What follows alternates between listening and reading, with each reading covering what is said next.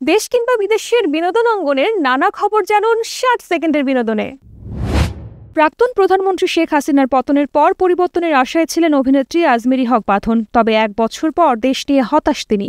তার মতে দেশে মব কালচার, নারীর প্রতি বিদ্বেষ ও আইনের শাসন ভেঙে পড়েছে।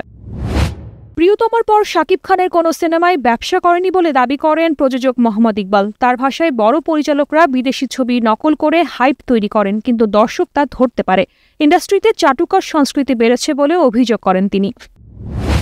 অভিনেত্রী নাজিয়া হক অর্ষা নিজেকে স্বাধীন তারকা বলে মনে করেন। তিনি বলেন, জনপ্রিয়তার জন্য নিজের স্বাধীনতা বিসর্জন দিতে রাজি নন। অর্ষার মতে অভিনয় মানে অন্যের জীবনে ভ্রমণ, তাই সংখ্যার চেয়ে মানে বিশ্বাসী তিনি।